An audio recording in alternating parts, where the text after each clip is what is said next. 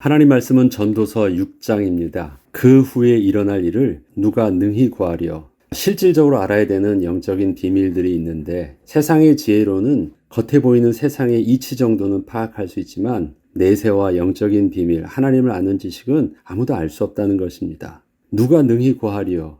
그럼 이건 무슨 말입니까? 내가 그것을 지금 말해줄 수밖에 없다. 나는 그것을 지금 말하려 하는 것이다 라는 자기를 그렇게 어필하고 있는 것입니다.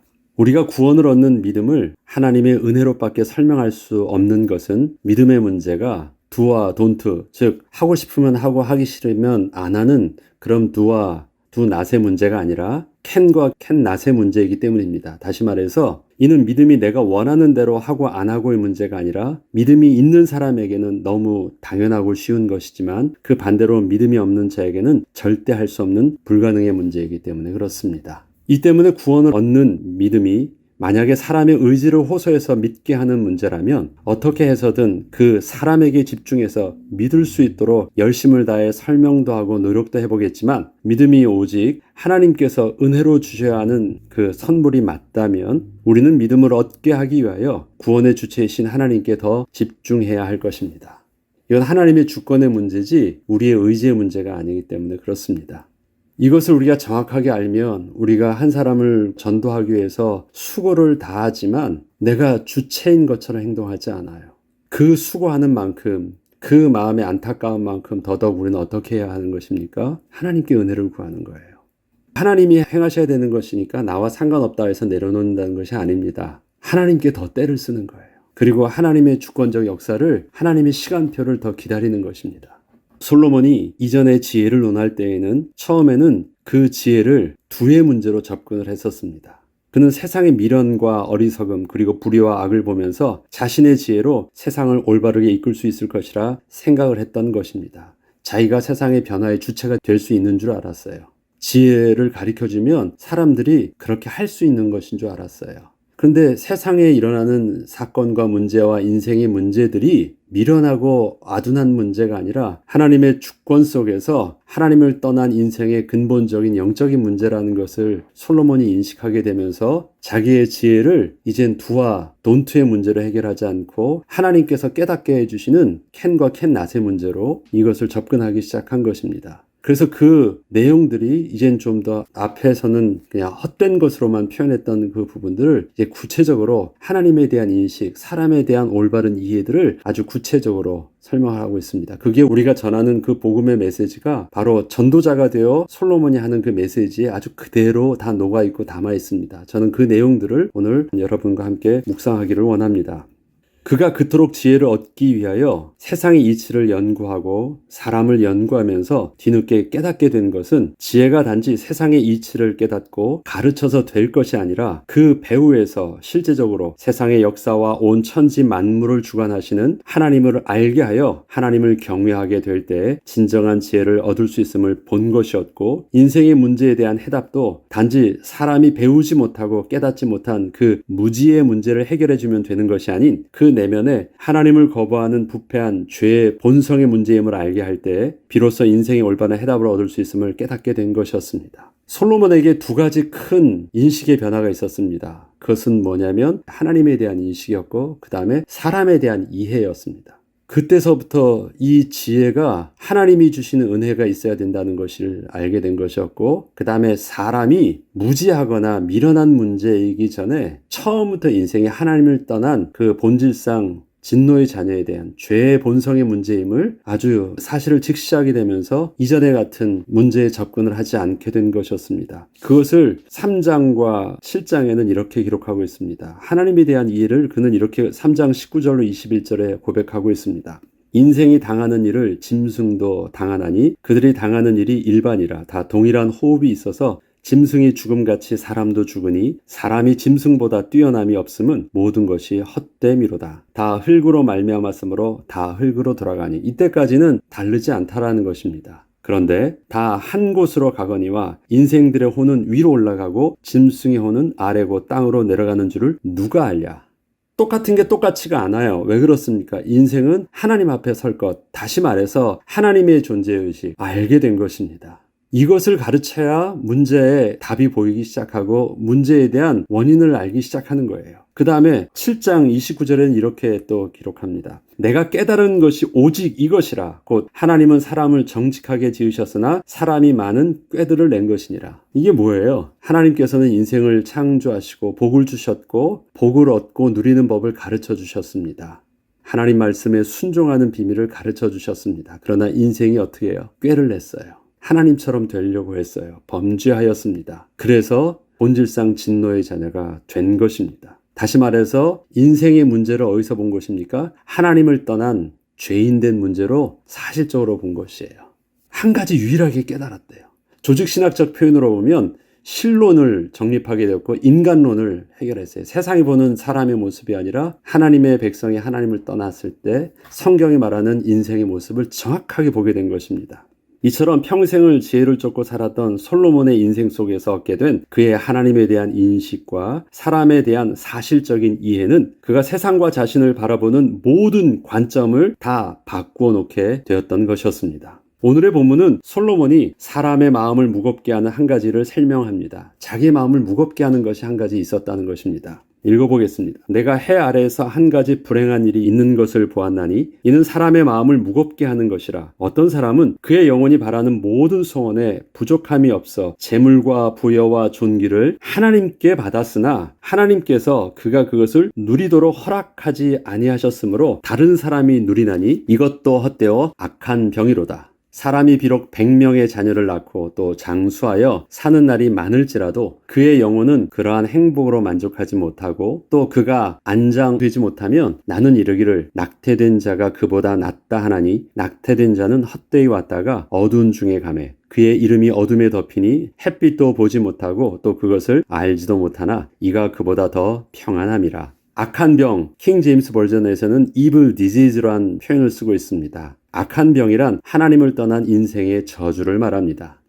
인생이 하나님이 본래 주셨던 생육하고 번성하고 땅에 충만하여 땅을 정복하는 그 복을 하나님께 범죄하고 또 스스로 떠남으로 생명의 축복으로 누리지 못하게 된 것입니다. 죄로 부패한 인생은 더 이상 하나님이 주신 복을 복으로 누리지 못하고 허물과 죄로 죽은 자가 된 것이었습니다. 부패한 본성은 우리가 죽음에 이르는 질병에 완전히 걸려 있는 것입니다. 지금 솔로몬이 악한 병이라 말하는 것은 인생이 하나님을 떠난 그 실존을 말하고 있는 것입니다. 이처럼 솔로몬의 마음을 무겁게 하였다는 것은 복이 되지 못하게 되었던 인생의 문제는 사람이 더 이상 세상에 말하는 복을 얻기 위해 그토록 노력을 하기보다 더 근본적인 부분에 해답이 있어야 함을 정확하게 지적하고 있는 것이었습니다.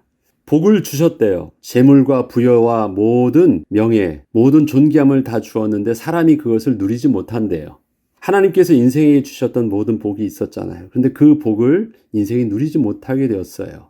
그것을 지금 보고 하는 말입니다. 그렇다면 세상이 말하는 복을 얻기 위해 인생은 그토록 노력하는 것보다 더 근본적인 부분의 해답을 얻기 위해서 집중해야 될 필요가 있는 것을 지금 솔로몬이 이렇게 말하고 있는 것입니다. 솔로몬은 세상의 모든 부를 소유했던 자와 아직 태어나지도 못하고 죽었던 낙태된 자를 들어서 아주 극단적으로 비유하고 있습니다. 그래도 낙태한 자가 훨씬 낫다는 것이었습니다. 좀 더 솔로몬이 주장하는 것을 강조하기 위해서 아주 극단적인 대조를 하고 있는 것입니다.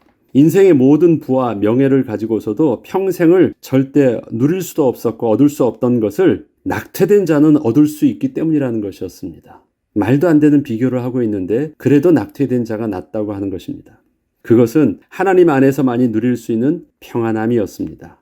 제가 다시 한 번 더 그 부분을 읽어보겠습니다. 사람이 비록 100명의 자녀를 낳고 또 장수하여 사는 날이 많을지라도 그의 영혼은 그러한 행복으로 만족하지 못하고 또 그가 안장되지 못하면 나는 이르기를 낙태된 자가 그보다는 낫다 하나니 낙태된 자는 헛되이 왔다가 어두운 중에 가매 그의 이름이 어둠에 덮이니 햇빛도 보지 못하고 또 그것을 알지도 못하나 이가 그보다 더 평안함이라. 지금 솔로몬이 세상의 모든 부여와 존귀를 얻었음에도 안장되지 못한다는 것은 평안하게 죽지 못한다는 걸 표현하잖아요. 그렇다면 낙태된 자가 더 낫다고 말할 때 쓰는 단어가 바로 행복이라는 단어와 평안함이라는 단어입니다. 인생의 진정한 안식은 분명 하나님을 만날 때만이 얻을 수 있습니다. 그 이유는 하나님께서 사람은 본래 하나님과 함께할 때 참된 행복과 안식을 누릴 수 있는 존재로 만드셨기 때문입니다. 왜라고 물으면 우리가 그렇게 지음받았기 때문에 그 창조의 원리를 떠나면 우리는 불행할 수밖에 없는 것입니다. 물고기가 물을 떠나서 살 수 없는 것처럼 인생이 하나님을 떠나면 절대 영혼의 안식과 호흡을 할 수 없는 것이고 온전히 살 수 없는 것입니다. 그것이 우리의 창조의 원리고 실존인 것입니다. 하나님을 떠나 허물과 죄로 죽은 인간의 문제는 세상의 그 어떤 것으로도 해결될 수는 없는 것입니다. 유일한 해답은 다시 하나님을 만나는 것 외에는 없습니다. 그 어떤 것으로도 해결될 수는 없는 것입니다. 만약에 인생의 안식과 평안함을 얻기 위해서 하나님이 아닌 다른 것에서 인생의 수고와 노력을 하게 된다면 그것은 마치 갈증이 올 때 바닷물을 마시면 더 갈증이 심하게 되는 것처럼 차라리 다른 어떤 것으로 채우려 하지 않았을 때가 오히려 더 낫다는 의미에서 낙터된 자가 낫다는 표현을 그렇게 쓰고 있는 것입니다.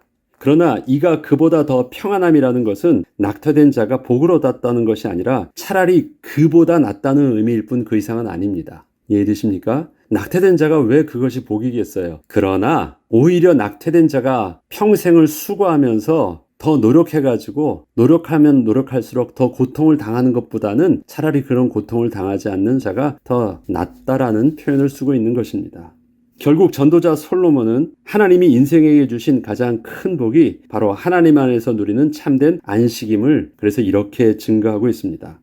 그가 비록 천년의 갑절을 산다 할지라도 행복을 보지 못하면 마침내 다 한 곳으로 돌아가는 것뿐 아니냐. 사람의 수고는 다 자기 입을 위함이나 그 식욕은 채울 수 없느니라. 자, 행복을 보지 못한다는 것. 인생이 하나님이 주신 그 인생으로서의 온전한 그 모습으로 살 수 없다면 그건 복이 아니잖아요. 사람이 사람답게 살 수 없으면 복이 아니에요. 그것이 행복을 보지 못하는 것입니다. 그렇다면 사람으로 누려야 되는 축복을 누리지 못한다면 천년의 갑절, 2000년의 세월을 산다고 할지라도 아무런 의미가 없이 오히려 더 고통만 더 클 뿐이라는 것입니다. 사람이 만족하기 위해서 아무리 채우려고 하더라도 사람의 수고는 다 자기 입을 위함이나 그 식욕은 채울 수 없다. 욕심의 문제는 답이 없대요. 이러한 솔로몬의 결론은 결국 인생이 참다운 행복을 얻기 위해서는 어떠한 수고와 노력을 하며 어디에 관심을 가져야 하는지를 다시 생각하게 합니다. 마치 밑 빠진 독에 물을 붓는 것과 같은 인생의 수고를 이제는 멈추고 진정한 행복과 안식을 위한 사실적인 일에 눈을 돌리고 해답을 얻고자 하는 것이 진정한 지혜임을 솔로몬이 이렇게 증거하고 있는 것입니다. 올바른 해답을 얻기 위해서는 올바른 질문이 필요합니다. 솔로몬은 그동안 수많은 연구와 고민을 했었어도 올바른 질문을 할 수 없었기에 그 해답을 얻을 수 없었는데 이제 그는 인생의 실제적인 문제가 무엇인지를 깨닫게 되자 그 스스로 올바른 질문을 하게 되었고 그의 관심과 그의 언어 등 모든 것이 달라지기 시작하였습니다. 한번 8절부터 12절 오늘의 본문에 그의 언어가 어떤 변화가 느껴지는지 한번 다시 읽어보겠습니다. 지혜자가 우매자보다 나은 것이 무엇이냐? 살아있는 자들 앞에서 행할 줄을 아는 가난한 자에게는 무슨 유익이 있는가? 눈으로 보는 것이 마음으로 공상하는 것보다 나으니 이것도 헛되어 바람을 잡는 것이로다. 옛날에 자기는 지혜자였잖아요. 그 지혜가 나은 자로서 그것을 당당하게 말한 자였는데 똑같이 보는 것이에요. 잘 아무것도 아니라는 것입니다. 가치를 거기에 두고 있지 않음을 정확하게 보여줍니다. 이미 있는 것은 무엇이든지 오래전부터 그의 이름이 이미 불린 바 되었으며 사람이 무엇인지도 이미 안 바 되었나니. 옛날에는 어떻게 말했었는데요.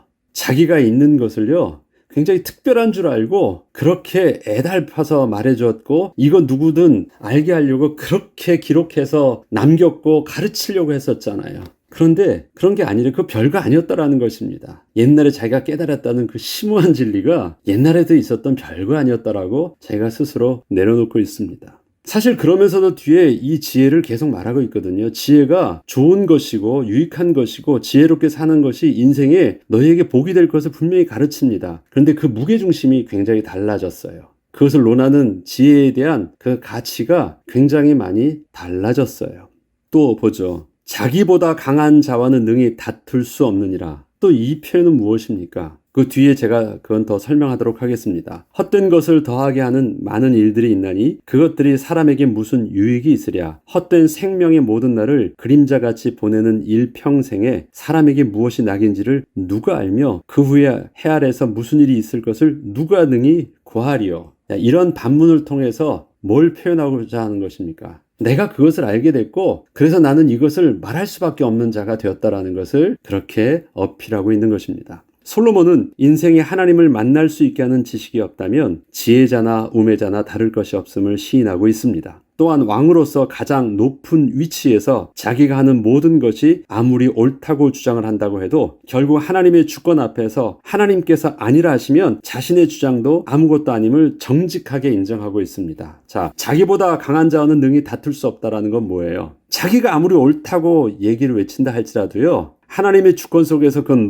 그것 아니야라고 한다면 아무것도 아니라는 것이에요. 근데 자기는 그걸 몰랐어요. 자기가 그렇게 애달고 자기가 옳다는 것을 주장하면 되는 줄 알았어요. 아닌 거예요. 자기보다 더 높은 하나님의 주권 속에 자기도 속하여 있음을 온전히 그렇게 깨닫게 된 것이었습니다. 그리고 이러한 인생의 헛됨을 누군가 나서서 알려주지 않는다면 모든 인생은 평생을 그렇게 허무한 인생으로 살다 갈 것을 한탄하며 자신에게 주어진 전도자로서의 사명이 왜 그렇게 중요한지를 스스로 이렇게 반문하면서 어필하고 있던 것입니다. 다시 한번 그것만 읽어보고 오늘 마치도록 하겠습니다. 헛된 생명의 모든 날을 그림자같이 보내는 일평생에 사람에게 무엇이 낙인지를 누가 알랴? 말해주지 않으면 아무도 몰라요. 그 후에 해 아래에서 무슨 일이 있을 것을 또 능히 누가 구하리요. 그 후에 해 아래에서 있을 일들. 나는 의미 있게 살다 가고 의미 있는 일들을 하는 줄 알았는데 그가 죽고 나면 해 아래에서 그가 의미 있다고 하는 것은 다 잊혀지는 것이고 없어지는 것. 다시 말해서 자기가 의미 있게 살았던 모든 것들은 헛된 것이었다라는 것을 그가 살았을 때 알 수 있는 사람이 누구겠느냐는 거예요.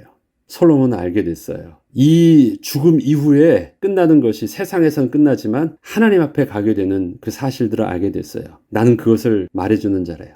그것을 말해주기 위해서 새로운 시작을 솔로몬이 하게 된 것입니다. 계속해서 다음 시간에 하도록 하겠습니다. 기도하겠습니다. 하나님 아버지, 올바른 질문을 할 때 올바른 해답을 얻을 수 있었습니다. 솔로몬이 인생의 문제를 단순히 육신의 문제로 보고 단순히 눈에 보이는 세상의 이치의 문제로 봤을 때는 진정한 인생의 문제의 해답을 평생을 수고하고 고민하였어도 연구하였어도 얻을 수 없었습니다. 그러나 하나님께서는 솔로몬에게 하나님을 아는 지혜를 허락하여 주셨고 하나님을 경외함을 배우게 하셨고 또 그 가운데 사람의 가장 본질적인 문제, 하나님을 떠난 인생의 죄인된 문제를 정직하게 보게 하셨습니다.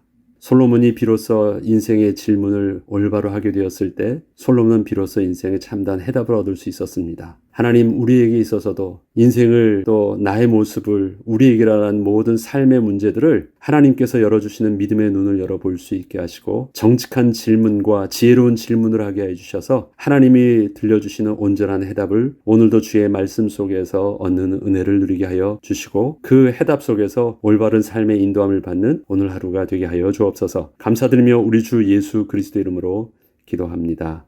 아멘.